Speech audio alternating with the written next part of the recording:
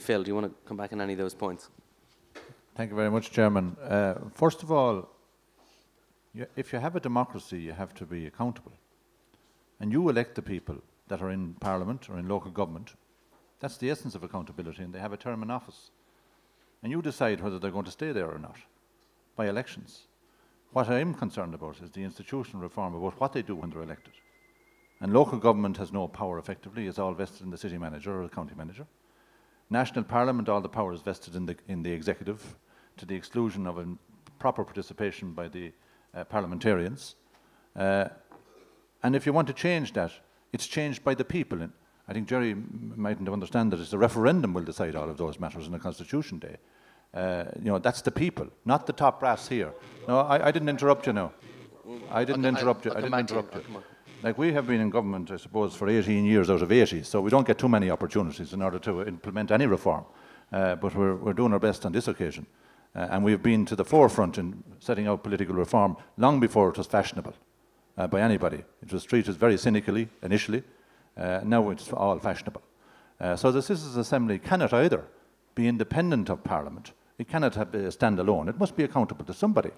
And we want to set up an involvement where the Citizens' Assembly will look at issues like electoral reform, like women's participation in politics, like the petition system that's required in order to ensure that various issues that may not normally come to Parliament for one reason or another get an opportunity of being heard. And there are models that we can look at in Canada and in the Netherlands in particular that resonates with us. If there's other models, we'll be glad to hear them. But people of Ireland will have an opportunity over the next 12 months, in the event of a government changing, of looking at these systems, looking at the electoral system. And I'm delighted that everybody is on the political reform agenda, because listening to my colleagues from Fianna Fáil and the Greens, I actually couldn't believe what I was hearing, because they're 3.5 years in government. 3.5 years now. We got no white paper on local government reform, except the Dublin Mayor, a vanity project, without proper reform of the existing 4 local authority systems in Dublin. And I think Owen, my colleague, are right. I think while I disagree, I agree with him that we need constitutional issues to be looked at. The rights-based issues will bog down the institutional reform, which is essentially required now urgently in local government and national government. Rights-based issues are quite controversial, quite difficult to reconcile. I know that they have to be dealt with, but I think what we want to prioritise in the Constitution Day is the institutional and political reform matters that are urgent. Okay, thanks, Phil. Pat, Rabbit, do you want to come back on any of those? Well, briefly, Chairman, I think the issue is accountability, really. I mean, I think citizens are involved. I mean, citizens are engaging in this election like I haven't experienced before.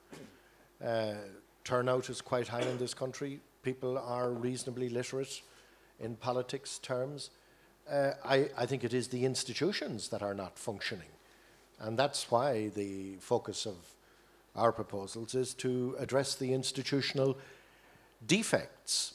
And if you do that along the lines that I've suggested under various headings, add in legislation to protect whistleblowers, allow for inquiry by parliamentary committee, hold the Constitution Convention that would involve citizens selected on the random basis of selecting a jury, hear their views. I think that's, I think it is the institutions that have let the people down.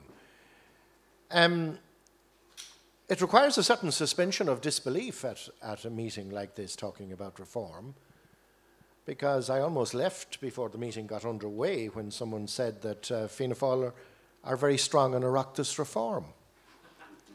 And you shake your head and you say, am I in the same... For 14 years I've been raising issues of Oireachtas reform, and the proposals that have come from Fianna Fáil are as rare as a Fianna Fáil minister on a media programme during this campaign. So, you know, I mean, we all gild the lily at election time, but when you move over into hypocrisy, it's pretty hard to stomach it. Thanks, Pat. Eamon, do you want to come back? Can I give one example of real political reform that we did, that the Green Party achieved in government? When I handed over power from the Ministerial Office to the Oireachtas Committee in the appointment of members of the RTE Board and the Broadcasting Authority of Ireland. That was not insignificant. That was a huge step towards treating the Parliament and the committee system seriously, and one I am proud of. Can I answer the direct question in terms of Oliver and the other question in terms about citizens' assemblies and engagement? We specifically are saying that the Green Party, prior to any of this major constitutional reform that is being considered, that we should establish a citizens' assembly to assist in assessing the various options there. So start it as we mean to go on by actually allowing that involvement. Can I also say, I think that, again, local reform or local empowerment of local government is an important part in strengthening of democracy at that level. I was a city councillor, and I remember at a time back in the late 90s, John Fitzgerald, as city manager, did establish, or we did start setting up, where we would bring in people. And it enthused people. We were having sessions in the Dublin City Council, a couple of hundred people in talking about various issues. It petered out because the structures of its system itself weren't democratic, weren't able to actually go on from that and actually build on it. My sense when we tried it is it had great potential, but it didn't work because our structures are not democratic, particularly at a local government level, and that's what we need to change to bring citizens in. Okay, thanks. I'll come to Owen in a sec, but if there's any other contributors, I'll come to you in a sec. If you could just indicate so I can come straight to you. Owen, do you want to come in just briefly on those? Yeah, sure. I mean, I think Mannix makes a fair point in relation to the lack of, I suppose, a platform for independence, not just necessarily in this debate, but in debates more generally. And I think that position needs to be borne in mind. In the specific two instances he raises, and I'm not going to get into the detail of them, but it's not that Sinn Féin councillors in Dublin City Council stayed silent. We simply disagreed with Mannix's assessment of those two particular cases. That doesn't mean we're not interested in reform. It means we have a genuine political disagreement, and we need to respect each other for that. But the crucial point is this: you need to judge political parties not by what we say before an election, but what political parties do when they're in positions of political power. And the only thing I can say to you is, look at what Sinn Féin has done in institutions of political power in the north. We spearheaded the introduction, for example, of proportional allocation of important positions in councils to the application of the D'Hondt system. Even when we were majority parties on council, we would lose a certain degree of institutional control as a result of that. We ensured equality proofing was both in the terms of the Good Friday Agreement and in the subsequent programme for government. And many of the types of proposals that we're outlining here are things we're either actually implementing or advocating in the north. I think Jerry raised the issue around public servants and said that nobody mentioned the need for independent appointments. I very clearly mentioned that in my address and said that it's in the manifesto that we've outlined it. He's absolutely right. If senior public servants don't do their job properly, they should be sacked, which is why Sinn Féin's Minister for Regional Development in the Assembly sacked the head of NI Water over the Christmas period for failing to do his job properly to respond to the water crisis. In terms of citizens' involvement, and I think this is the really big issue which is often ignored, yes, we need to see more ways of citizens trying to instigate and affect referenda, particularly at a local level.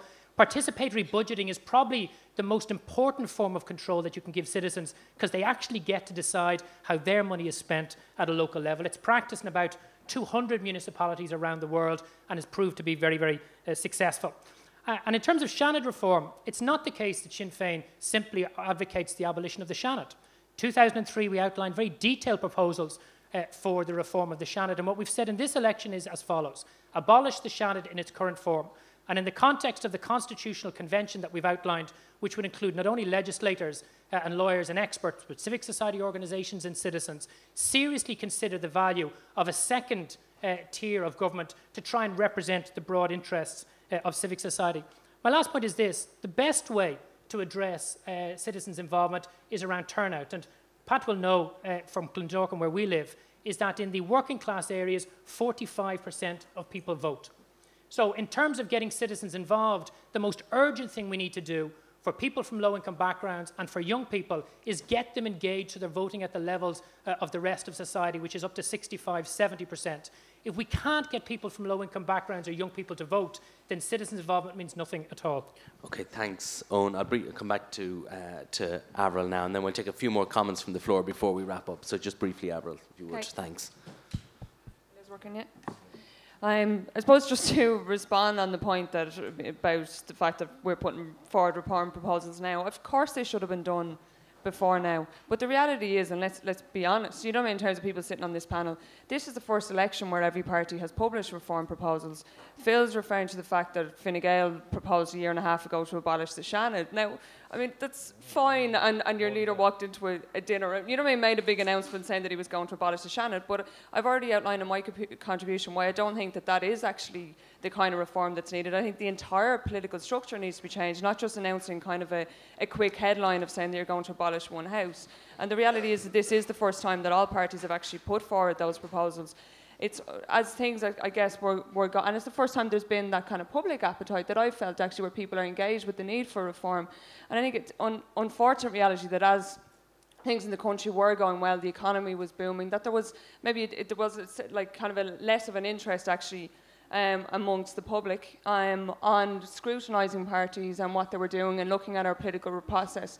And if there's one good thing, I suppose, out of the current situation is that people are actually starting to look at how the entire system needs to change, because we haven't just had a problem with government, we've had a failure of politics in general. You know, I mean, our party leaders made the point that a parliament which doesn't discuss the banking system until it collapses wasn't doing its job either. You know what I mean? I think that's why what we're proposing is actually for a completely radical change of how the Dáil and how the government does its business. So.